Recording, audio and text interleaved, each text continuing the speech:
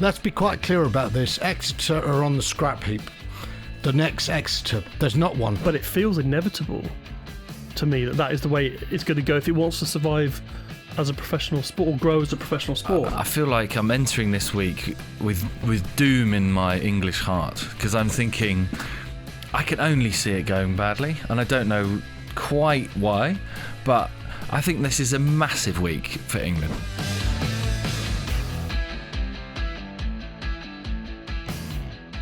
Hello, this is The Ruck, the journalists' rugby podcast from The Times and the Sunday Times. The fallow week is done. We are rested. We are ready for the final two rounds of the Six Nations. I'm Alfie Reynolds. Busy studio this week. To my right-hand side, Will Kelleher. Hi, Hello. Will. Also with us once again on the train from Wiltshire, the Wiltshire Express, is Stuart Barnes. All right, Barnesy? Yeah, good, thanks. Good. Trains on time again? Train perfect. Excellent. Like 2 weeks in a row. 2 weeks in a row. Can you Wondrous. believe it? And also back in studio, it feels like a long time, Alex Lowe. It has, yeah. It's good to be back in on the back of a busy fallow week. Plenty going on. Which is what we're going to start on. So we'll get on to looking ahead to round 4 in the Six Nations. Some massive fixtures, but actually big domestic news, Alex, last week. I mean, you've all been writing about this at some point over the last few years, and yourself and Charlie were writing a lot about it last week. So as I say, we'll get on to the Six Nations, but the end of promotion and relegation between the Champ and the PREM. The plans are to relaunch the PREM as a 12-team franchise kind of expansion competition from 2029-2030, and no relegation from the end of next season, although I suspect we're not going to be seeing any relegation or promotion this year either. So as I just said, Alex, you guys have all been writing about this for quite a long time. This was the inevitable, right? Really, this is what we've been expecting for a long time. Yeah, it's actually, when you look back to the point many years ago, 6-7 years ago, that the RFU and the PREM decided between them that the gap from the Champ up to the PREM was too big, and the RFU decided that all the funding that was going into the Championship was never going to help close that gap. Where I've been critical through this whole process, and even last year we said to the PREM when we had them on the pod, why the pretense? Why is everyone still pretending that they want and they believe in promotion and relegation when they evidently never did, and they manipulated the regs to make sure the right teams were going up or not going up, in right teams in their view, to the point we've come to now where at least they've all been honest about what their intentions are. It's going to be a closed PREM in terms of promotion relegation. They want to expand it from 10 to 12 clubs by 29-30. That'll be expressions of interest, tender process, in which rugby excellence is only one factor that will be considered. But the view is that they believe now, and they've got the Champ board in line with this, that the only way to grow the professional club game in England is through this tender process rather than through natural promotion and relegation, because the gap's too big. Now, I know Barnesy will argue strongly that promotion and relegation should remain, and I would agree with him that is the ultimate ambition. Well, if you look at it just as where we are now, I think it's the most practical solution to the problem. However, you have to acknowledge that this has been the intention all along. I mean, to me, it's the Americanization of sport. It's one eye on American football. There's no doubt about that. And it's the concept is to turn sport into a business. And that is why we hear less about the fans and more about the investors. And we have told you, investors won't come in unless it's a good opportunity. And what that basically means, you can translate that any way you want, but what it really says is what you do on the pitch is less important than what goes on in the boardroom, and that is inherently not sporting. I would say still, if that is the perception to the right of thinking, to the left you have France, and France does have a model with promotion and relegation that goes from the top of France to the bottom of France. And I would say, rather than just say the investors won't get involved unless we give them what they want now, I would say we need a 20-year programme to build there. I think the French system is is the dream scenario where you have 3 fully professional leagues that with fluid movement between them. But the English rugby environment isn't the same as the French rugby environment. There aren't as many. You couldn't sustain that many professional clubs in England. So they're trying to grow to a point where they can ultimately maybe have 2 conferences or a county championship system.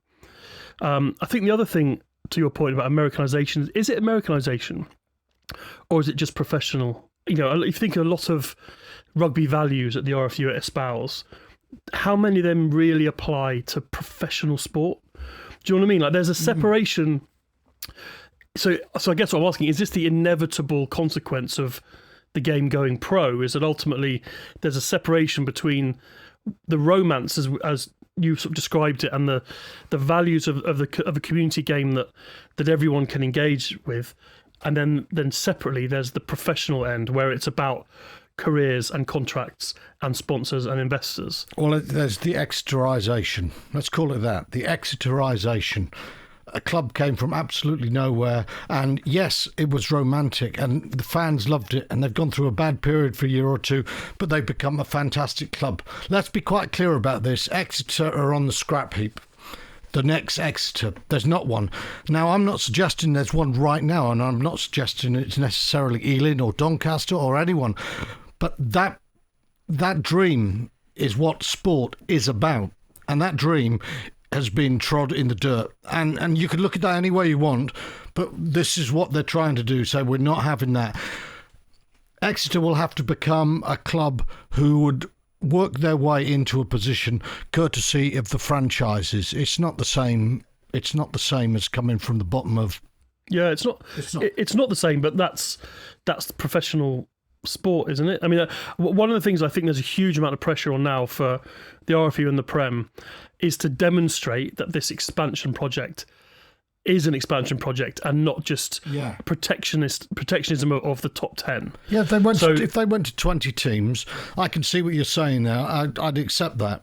Yeah, but to get into the PREM, you would now have to fulfil a whole load of commercial investment and rugby criteria, and you'd have to buy a Premiership share, which doesn't have a value at the moment, but estimates range between the 9 million that the Prem bought back the Worcester Wasps share from the administrator, all the way up to 25 million. So somewhere in that range, a new club coming in would have to buy the share, they'd have to fund a women's team, and then they'd have to get all the facilities correct. Which is right. They'd have to demonstrate that there'd be adequate investment, enough investment to, I guess, to add to the commercial benefit of the Prem as a private league.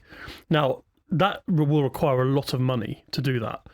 So I guess that now the pressure is on Bill Sweeney, Simon Massey-Taylor to demonstrate that the product that they are creating is valuable enough that big financial houses, big companies want to invest in clubs, whether it's Cornish Pirates, Doncaster, Cambridge, Wasps trying to come back in Kent, that they will invest enough to get these clubs into the Prem. I've got 2 points on this. One of them, I think I slightly disagree with you on the sort of there will be no Exeter, because there could be. They could come from one of the lower leagues up to the champ, where they then, you could either say stall or you could say develop, grow, get all the things in order that they should do, and then be accepted up into the top division. And the one example that Charlie wrote about the other day is this possible Birmingham franchise, which is really fascinating, perhaps teaming up with the Tom Brady investors. They see Americanization. And it is. But that would be taking a traditional club. They get excited about it. They get excited. But that's only where the investors happen to come from. They own Birmingham City. They own the 100 cricket franchise in Birmingham. And the Phoenix. And they're looking at adding a rugby team to that stable. Which might be, they might have to, they can't necessarily create it from completely nothing. They might take a club that's already there, like Moseley, who are in the leagues, and then grow them to a point where they get into the championship, establish their base, have enough money to buy a P share, and then they're in. And the second quick example I was going to make is close to your home and heart, is the Rec would not be redeveloped without this. No chance. And I've spoken to people there, and they'd say exactly that it's a bit like when you get a mortgage, isn't it? Which I'm going through at the moment for a house move. But there's that line in it that always says, do you expect to earn a bit less money in the foreseeable future? And the answer for Bath would have to be, well, maybe if we get relegated, yes. And so they go, okay, well, instead of borrowing this much amount, you can borrow that, because we're unsure, and no one wants lack of security on that front. So the people at Bath would say the rec redevelopment, which has taken 25, 35, 45 years, wouldn't be happening without the security of this system, and nor would the Red Bull investment. So I like the romance of rugby and everything else. I don't feel very connected to the sort of pathway of English rugby, because I don't have a club, and the one I used to play for, I stopped playing for when I was 15. So I don't have a connection to that, and I don't think it's a bad idea personally. What happens with we talked about teams being able to basically prove that they're worthy of becoming a franchise? What about the shares? The shares that they've got. What happens? Are we really saying that at the moment these 10 clubs are going to say, by the way, you're failing, we're going to have to kick you out? Now, I've spoken to various owners who have said if that's the way it'll be, that is what will happen. But do we really believe that? Because the flip side of this coin is you're saying, if you can prove your point, you can come up. But if you don't prove your point, do you stay? Do you drag it down?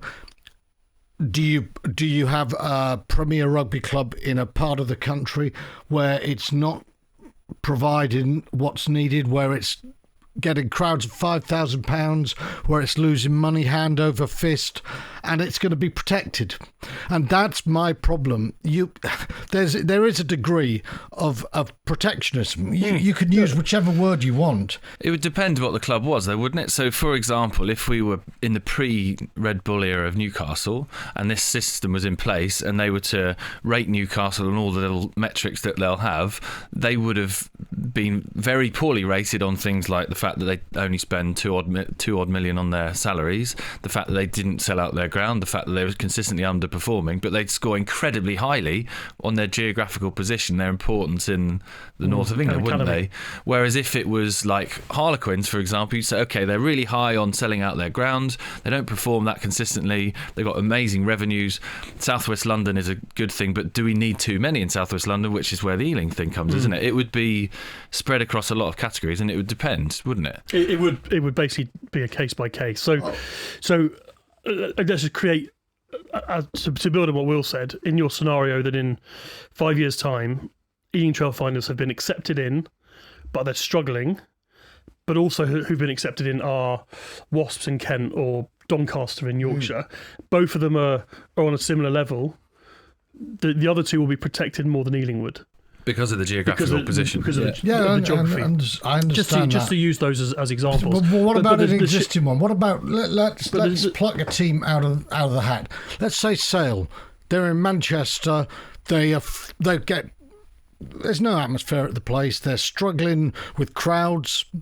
They're not performing very well at the moment, and they've been a really good team. They've been a well-coached team. They've got to the playoffs the last few years, but are Sale at the moment a club in a position that is looking to take the game as a professional entity forwards? I would say they are, yeah, because they're growing in a space that's dominated by other sports and they're spending up to the cap, and they've made finals and playoffs. Even though you turn on your television, you'd say they are more than Gloucester, for example, television, and there's no one there. You'd say, well, it depends what game you're looking at, but I would say... No, it's not, Al. No, it's not, Will. It's not which game you're looking at. Sale's average crowds are feeble.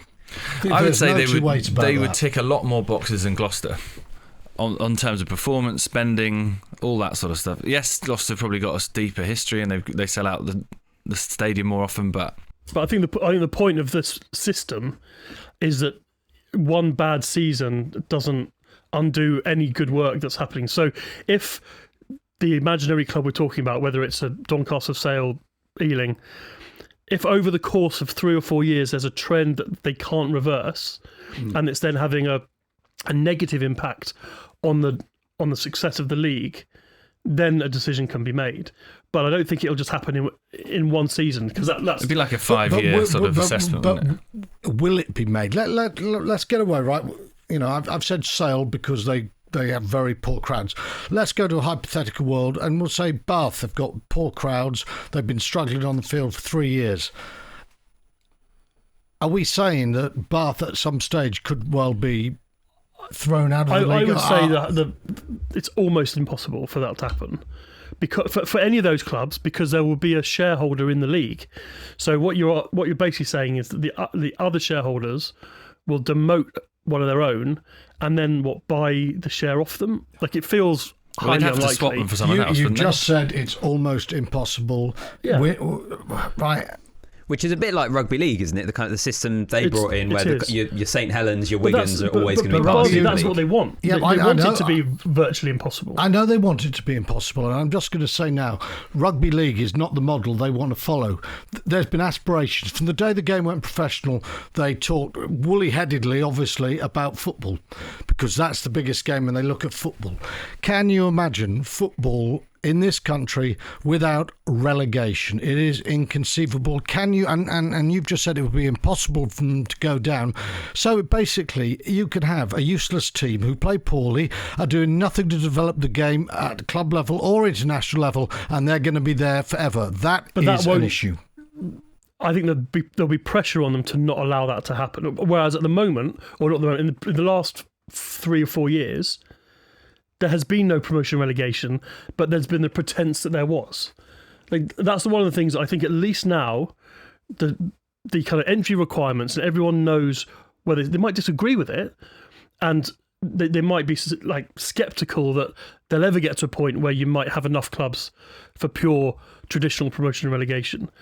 But it's surely better than this pretense that we're having. Like, there's supposed to be promotion relegation this year, But the pretense, with a playoff. But the pretense is only coming from the clubs and the RFU. It's not us. We've not that. The fans know that. Absolutely. So what I'm saying is, there's now, like, even this season, there's supposed to be a promotion and relegation playoff.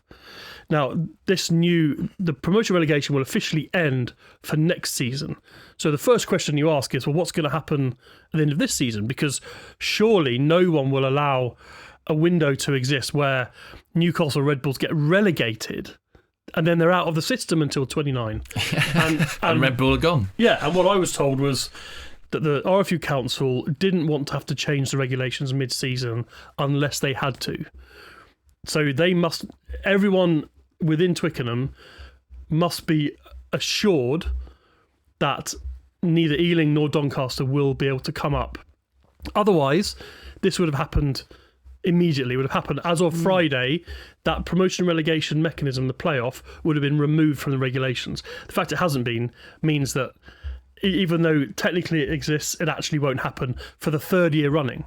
So you're talking about a Red Bull, you're talking about Tom Brady. Tony Rowe's been talking about he's trying to sell. He can't sell while there's the potential that a team might go down, and although it's not happened, that the potential still exists. But so effectively, what we're saying is investors won't get involved. This is like this is how the world is. Yeah, it's probably professional the sport. people at the top with all the money. Tony Rowe is saying, I'm looking to sell, and maybe there'll be an American buyer. Very good for Tony Rowe. Exeter fans, not so good, but who cares? But then they wouldn't be there without Tony Rowe in the first place. If Tony Rowe's next door neighbour was as rich as Tony Rowe and 40 years younger, then he might take the club off Tony Rowe's hands. He's not selling it to Americans just because he loves the dollar and the NFL. They're just, from what we hear, that's where the most likely investment houses are currently based in the USA. I think if Tony Rowe could sell to his next door neighbour and the club could continue and grow, then I reckon he would do. I just think that the last thing I'm going to say, this is an option. It's about investment and financial security, or it's about sport for the supporters and a different vision, a vision where the supporters see what happens on the pitch, and that leads to relegation playoffs. I wouldn't go relegation, so the gap's too big, but what's happening now, and it's happening in the Premiership, we're getting in the Prem. Sorry, we're getting a lot of games, and we'll get more and more, that are absolutely meaningless and unimportant. And nobody who's saying, oh, the investment model is a great model, is going to stand up and say, oh, you who's buying your season ticket at X, Y or Z, half of the games you're going to be watch are pointless. Barnsley, I love your position, because I actually think your position is what most listeners are going to be saying, because this is something I find quite fascinating with this. And in your piece, Alex, it said that the vote was supported by 96% of the RFU Council, and then the vote to end promotion relegation from next season passed with 93%. But I think amongst supporters, you have maybe even the majority. It's certainly far more split than it is there, which I find really interesting, that you have kind of people within the game and then people like the fans outside of it that have very different views. And it's maybe something that I'll put to you, Barnsley, like in heart and in many ways I agree with the position you're taking, but then I also kind of come back to the position of that's all well and good, but it just doesn't work. Like the promotion relegation at the moment doesn't work, and I don't think it worked before the RFU cut the funding to the champ, and it certainly doesn't work now. So we can talk about it to allow it to work at some point. First of all, I don't dispute that right now promotion relegation is a dead duck because of the gap.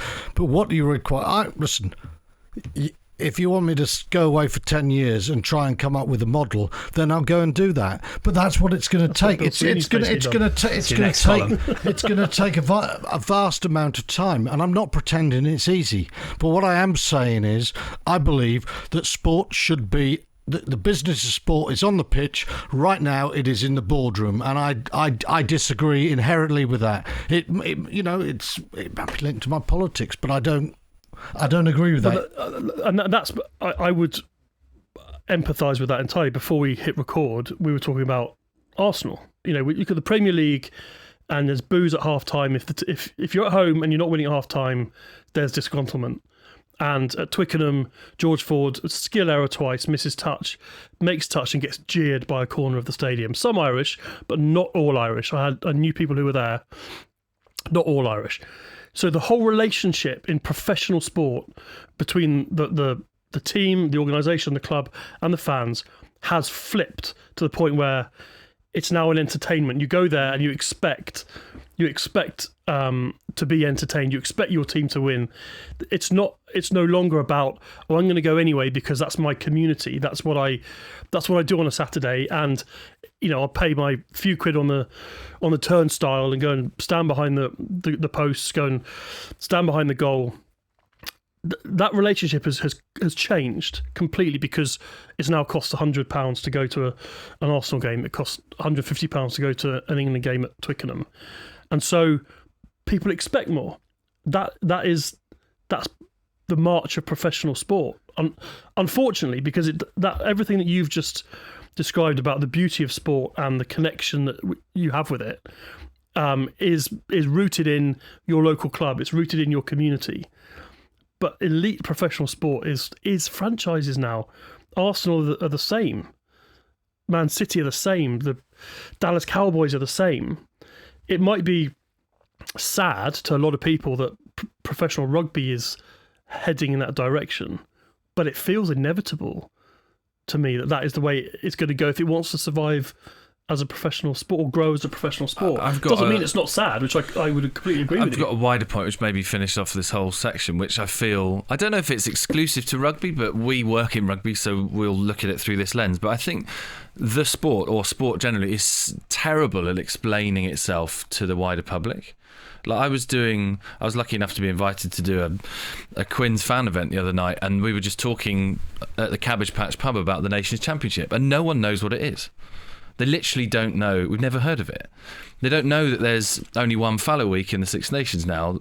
And we know this because we're in the room, we're talking to these people all the time. This is our whole job, is explaining these things to people and hopefully informing you guys on the pod and on YouTube and in articles and everything else. But we're right in the middle of it, and the people who are paying all that money to go to all these games, home and away, who are loyal fans, would hand on heart go, I don't know what the structure of the Champions Cup is. I don't know why we've now not got promotion relegation, and no one explains it to them. We try on behalf of them But I find that They barely explain baffling. it to us. Yeah, but we're really close to it. But they run it. They're so enclosed in it Yeah. that they forget that it's actually the people's game. And actually, I think we'll get on to the actual rugby in a second, but I think this is also related to England's bad performance over the last few weeks. Like, who's the public face? Who's telling, not us at Penny Hill Park in a room by the fire, but the public, this is our plan, this is what we're doing, this is our vision.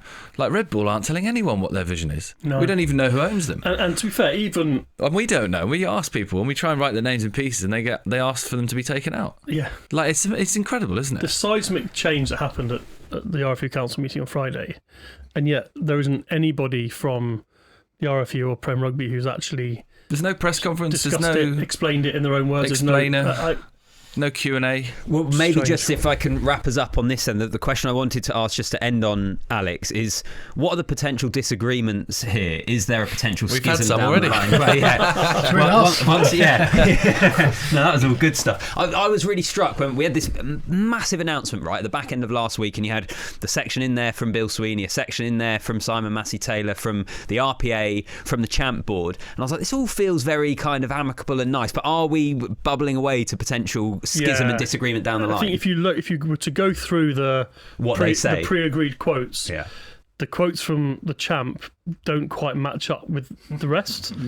And But some people are happy with it, aren't they? well, Like, you quoted Simon Gillam in your piece, Yeah, and he so- seemed to be a bit more calm about yes, the whole but thing. then he's been part of the Sure. trying to drive a solution, and I think that's where. So Simon Gillam, chairman of Breve, came about 15 months ago to become chairman of the Championship clubs. And I think it was a smart move in the sense that he wasn't part of everything that had gone before. So that's where, going back to all we've discussed, if you could see where the train was coming from, you'd go, well, the RFU are at fault here, they've cut the funding, blame them, reinstate the funding. Whereas Simon Gillam has come in and gone, right, well, I'm just going to deal with where we are. And he believes that this is the best solution for the Champ and for any aspirational club, because they're going to have to spend time in what they call the proving ground of the Champ. But he would want there to be promotion But he in future. still, to his core, believes Yeah. in promotion and relegation, which goes back to my point of he believes that that's the right thing, but he doesn't. He now recognises that it can't work right now, as you said, Alfie. Talk about where the conflict areas happen is that the Championship are still holding firm on a number of issues which haven't yet been signed off, and they knew that they wouldn't get it. There wasn't time to get it signed off before this council meeting. So the option was hold out and delay it further and further, or try and find an arrangement whereby they receive a guarantee. So they've basically had a written guarantee that a number of issues will now be addressed by the Professional Game Board, including funding of the Championship. Is a massive thing, including the mechanism for promotion. Now, one of the things I understand is that the Prem would see the entry, an aspirant club, an expansion club as they call it, would have to tick all these boxes as we've gone through rugby and investment and commercial and fan base. But what weighting goes on each one? Now, I think the Champ at the moment believe that you still need to have won the Champ or at least finished top two to demonstrate your rugby criteria. I suspect the Prem would see it very differently.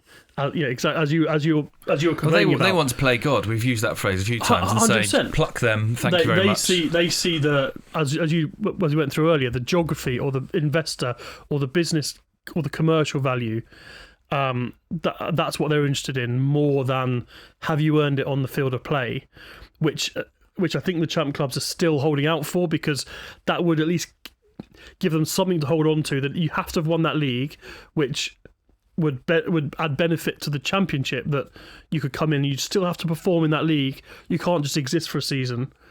They want that element of competition in the Champ, and it would give them something that at the right point you just flip it so that the winner of the Champ doesn't have to then qualify through all the other criteria. They could then get promoted. So anyway, that's a long-winded way of saying there's still plenty being discussed in the background, and the exact criteria and weighting that will go into an expansion club is yet to be finalised. Okay. The question, do you want to build a bridge or do you want to build a brick wall?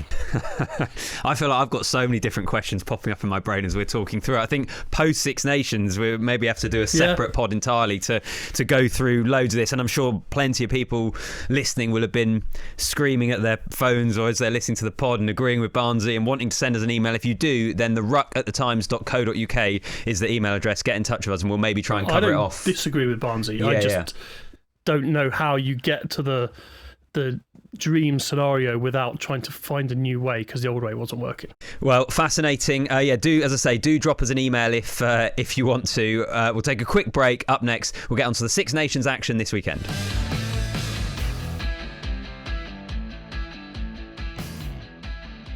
So, round 4 in the Six Nations this weekend. Ireland, Wales on Friday, and then Saturday, Scotland, France, and Italy, England. Quite a lot to get into with all of these games. I want to start off with Scotland, France, though, here. I know we've got plenty to say on England and where they are, and 3 of us are going to be in Rome later on this week. But Scotland, France, absolutely massive. I want to put to you guys a question that I sent to Mark Palmer last night, which is, if you can only have one, what's more important to Scotland? Beating France this weekend and so being in with a title shot on the final weekend, or finally beating Ireland and winning a Triple Crown? I see. The last time you asked a question like this, I answered it too quickly and then regretted it. So I'm just now going to wait for someone else to go first.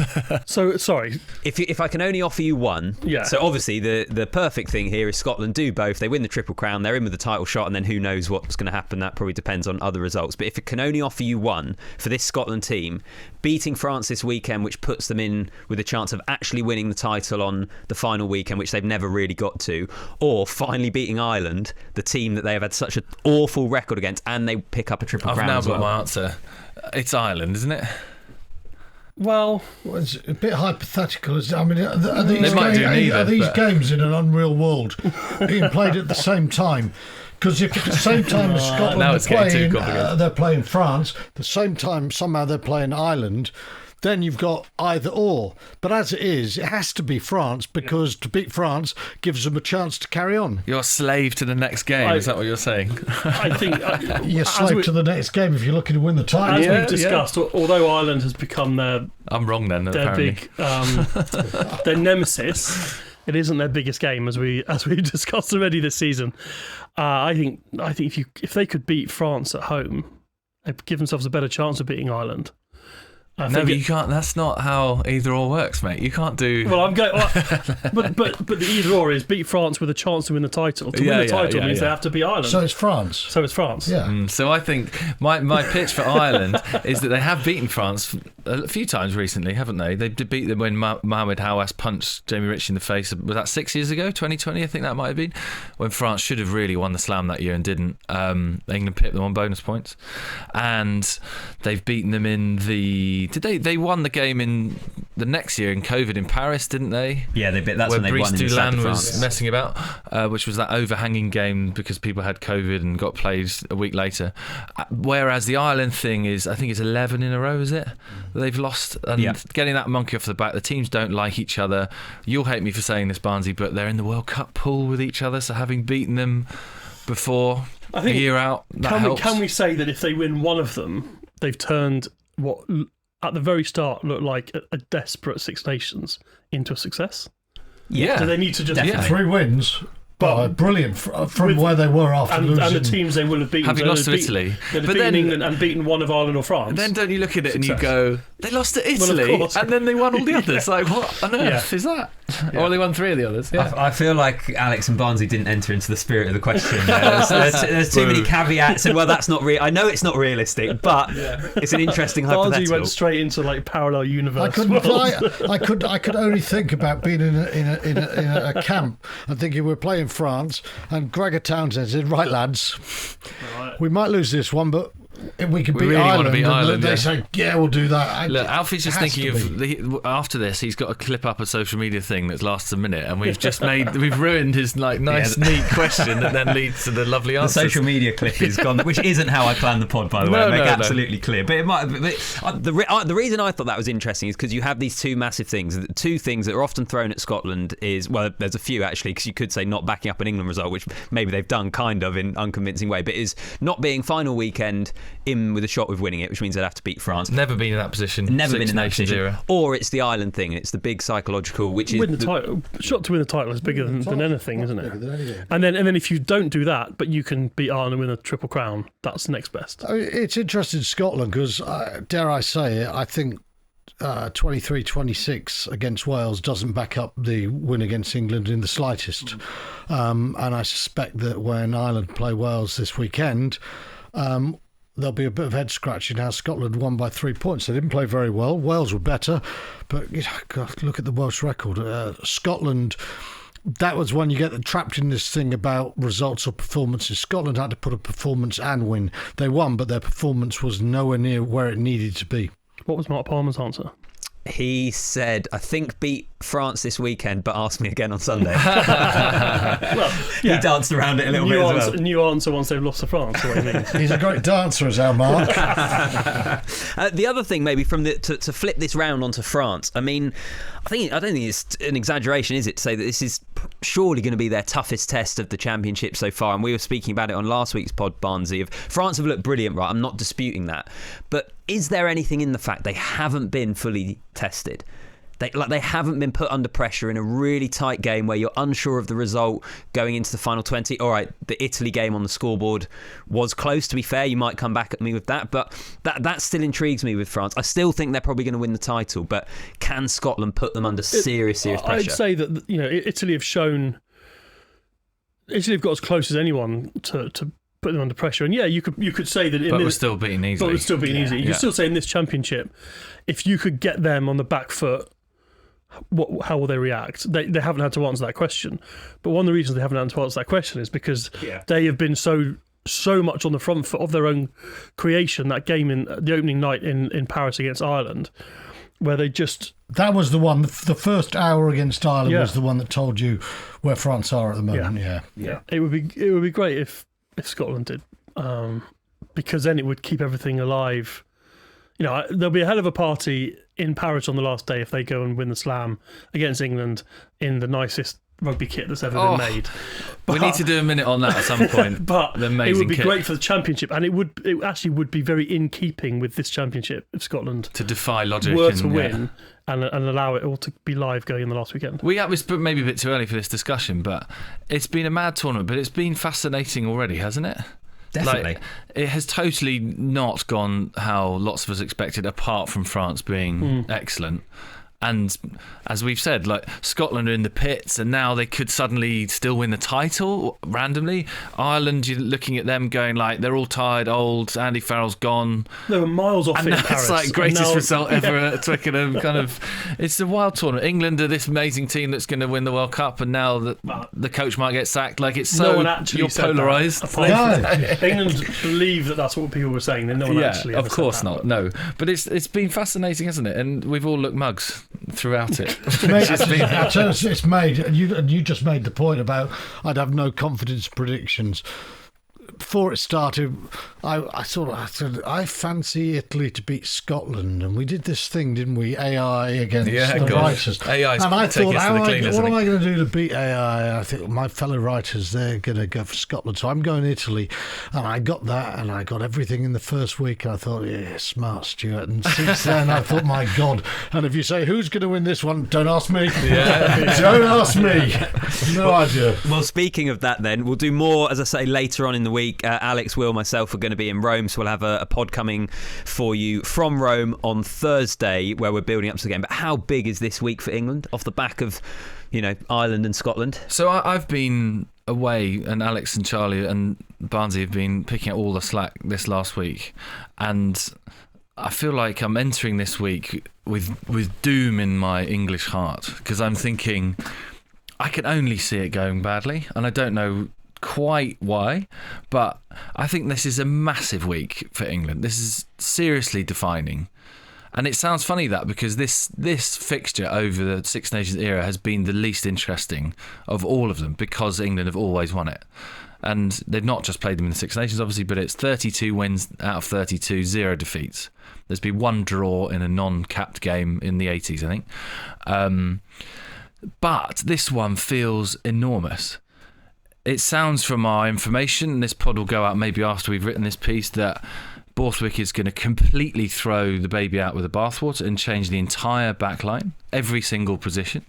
So our information is that the back line could end up being Ben Spencer, so Alex Mitchell's not fit, Finn Smith at 10, no George Ford, Seb Atkinson at 12, no Fraser Dingwall, Freeman back to 13, so no Ollie Lawrence, who's on the rehab list now, Caden Murley, Roebuck and Marcus Smith. And you suddenly go, that is not the team that they wanted to pick. That was not the plan. Add to that the manner of the last two defeats where you think they've collapsed into a heap with no comeback, no fight, no spirit, no energy, no intelligence, no game plan.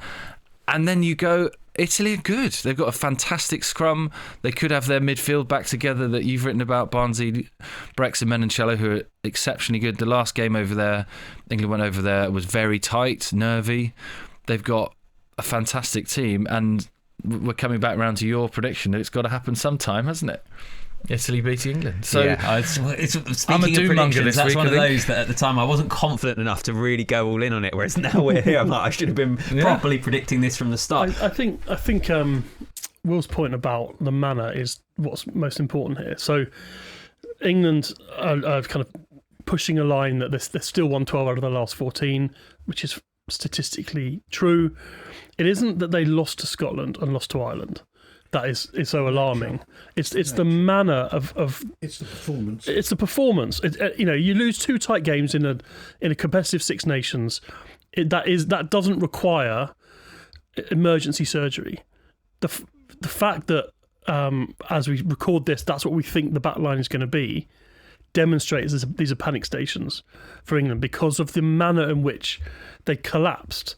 In Scotland, there were some like bounces of the ball that went the wrong way. I think the first yellow card for Arundel was harsh. That then obviously led to the red card rather than it just being a yellow. So there were things that didn't go their way, but there were also a lot of self-inflicted wounds.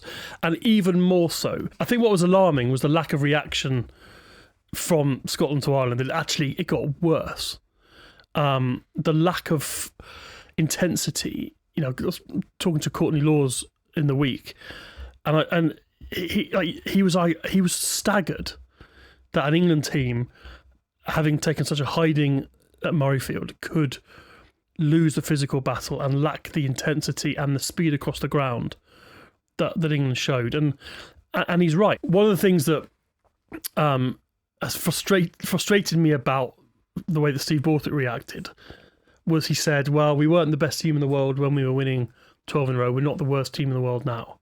That was the team line, because every single person said the same thing. No one said they were the best team in the world. Certainly not journalists.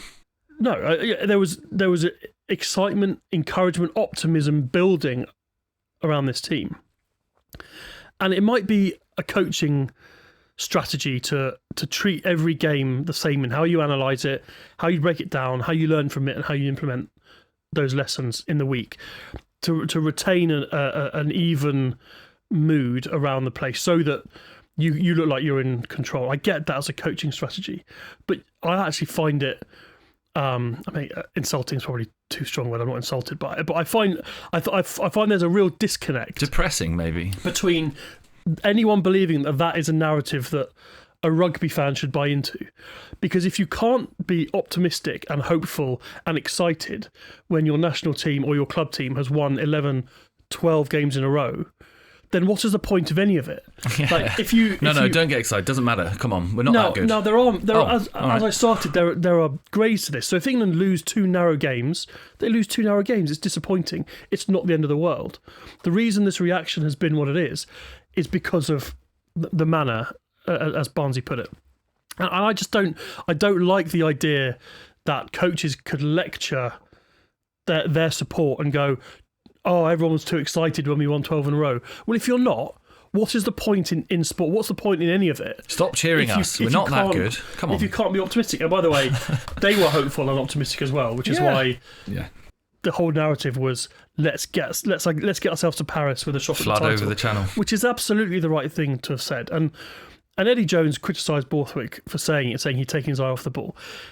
He hadn't, and I don't understand where Eddie came from, because he was the first one to generate a positive narrative when it suited him. What was the quote? I want people to talk about the England team of the 2020s as one of the great teams. Right. Which he said in 2020. Yeah. And then a year later he was like, well, this is the fourth last campaign to the next World Cup, or whatever it was, because he knew it wasn't going well. He was the first one to create narratives. There's absolutely nothing wrong with Borthwick saying, I want this England team to be going to Paris with a shot at the title. Because apart from anything else, what's the alternative that he wants? What, to just be going there? I'd like us to win 3 out of 5 and be fine. The alternative is where they are now, which is let's hope they're not going there to finish bottom. Yeah. Barnesy, can I ask you about the selection for what Will's outlined there? You've been writing about this, I know. I mean, that's pretty kind of punchy. Well, can I just how you want to quickly add a statistical note there? If that is what happens, so therefore every position in the back line changing and one person moving positions, that's never happened under Borthwick. There have been times, or certainly not within a tournament. So obviously there were times like the USA game and then coming back for November last year where a lot of things changed because the Lions came back, and similarly from the Wales game to the summer tour. But the only equivalent would be during the World Cup pool stage where they played Japan, then Chile, then Samoa, and there were fairly quick turnarounds, and they changed most of the back line for that Chile game. Owen Farrell came back, and then he went from 10 to 12 for the Samoa game. So there's basically no precedent for this amount of change. Barnesy? Well, what I would say is we shouldn't be screaming and shocked, because this is exactly what the England squad and the time that Borthwick had with them is all about. And I've had people saying, "Oh, England can't make many changes." Well, of course they can. They've got how many in the squad? 36 in the squad. 36 blokes in the squad. The whole point of having a 36-man squad is being able to prepare them together and to be able to step in.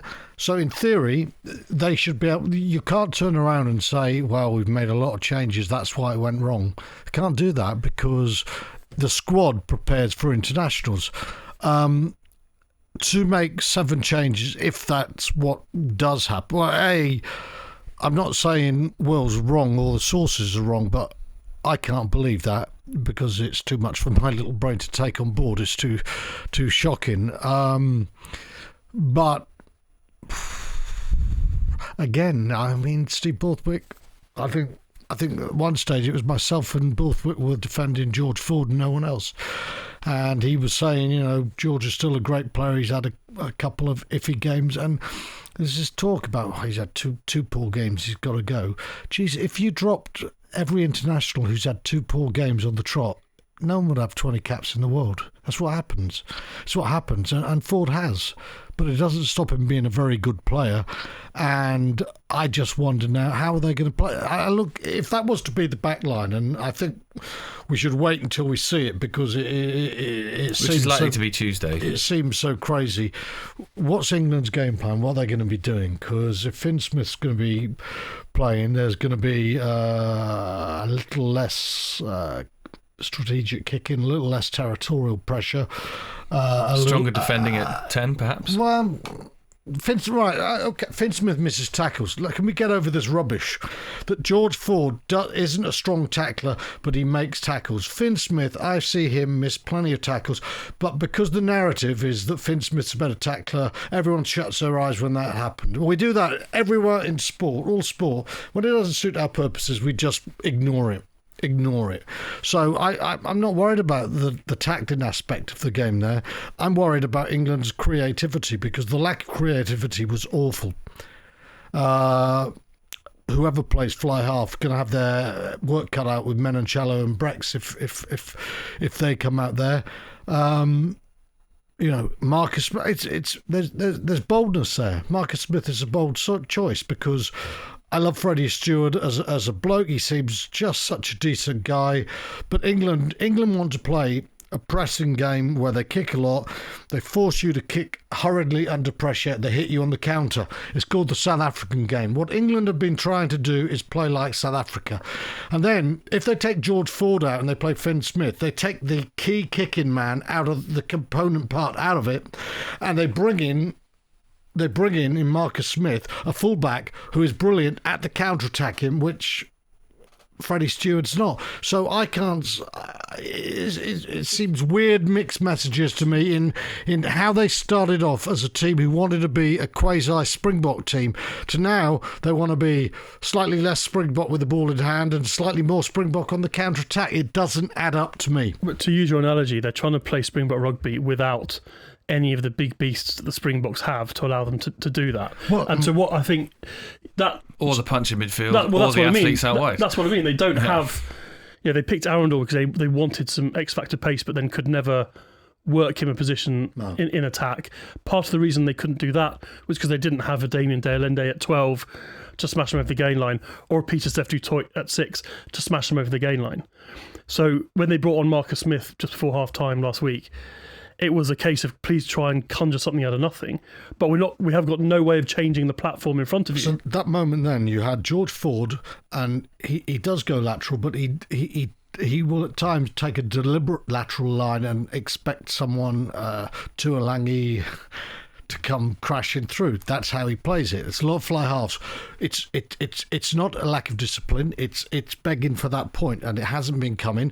And Ford and Dingwall is a player I have huge respect for, and Northampton, who play flatter and more lateral and create space on the gain line, it can function. England don't play that way, yet Ford is picked to play with Fraser Dingwall. They get lateral. No one can bail them out of that. Then what do? They bring Marcus Smith on. So you've got George Ford, you've got Fraser Dingwall, and you've got Marcus Smith. That is an imbalanced side in terms of physicality. It is not. It goes with it goes with my point about they want to kick like South Africa. They want to counter like South Africa. They don't pick the players. They've got this vision of how they want a game, and they pick 3 smaller specimens. So I think that's why they'd be looking at Atkinson to come in at 12. Yeah. More direction, more direct carrying at 12. But the area that I wonder whether they'll change, and I don't have any intel on this right now other than it seems obvious, is moving Ollie Chesham to 6. Because the other area of their game that has been a nightmare has been the line out. Definitely. Now, the throwing hasn't been great, but they've had 2 frontline jumpers. They put no pressure on the opposition line out at all. And I wouldn't be surprised if they move Chesham to 6 as a big carrying beast, big body, and have Alex Coles in the second row to add. Or the other way around? Or the other way around, however they packed down. Coles would play more at 6 for the Saints, wouldn't he? Last week, Pollock was wearing 8, but packed down at 7, and Ben Earl still played 8. wing. And then played wing, yeah. So I think part of your thing about Ford is he's got no one driving the team forward. They're losing the collisions. And what's interesting, and Charlie did a great piece on this on Sunday, I don't think England's opponents are... England have, they get... Where they don't fail is to get into the red zone. That's 12 a game, isn't it? 12 entries to 12 22 entries a game. into 22 a game, which is a lot. Massive. Now, in the Wales game, they converted a lot of them for an hour. But the last 2, their average points has been 1.1, 1.4 per entry, because when they get there, they don't have the punch and they don't have the guile. And it's much harder to have the guile when you haven't got the punch, because as Charlie outlined, the closer you are to the try line, the more defenders they can put in their defensive line, which means there's no space. So England's skills are then under pressure and their skills are failing them. They don't have the power to break through. And so I think teams at the moment look at England and think, well, let's just invite them in, and then we'll pick off an interception or we'll charge down a drop goal. Or they'll drop the ball, they'll place it badly in contact, and they'll force an offload. All of which have happened. So I don't think this was the plan this week, but I think as a reaction to where England have been, they need more. They'll sacrifice the X factor of Arundel for a better all-round rugby player in Caden Murley. They'll sacrifice the kind of the glue, as he's sort of almost dabbing with faint praise. I think they wanted Dingwall to help Freeman bed into midfield. That will have gone replaced by a more powerful, more like a better athlete at 12 in Seb Atkinson, because they're limp. Otherwise, they don't have the weapons to damage teams. Well, we'll see what the England team selection is, which will be out later on this week. Send us an email, theruck@thetimes.co.uk. Will and Alex, see you in Rome. See you in Rome. Can't wait. And Barnesy, great to see it. Always good to have you in studio. Go well back on the Wiltshire Express. I will. Thank you very much for listening. Back with you on Thursday. This has been The Ruck, the journalists' rugby podcast from The Times and The Sunday Times.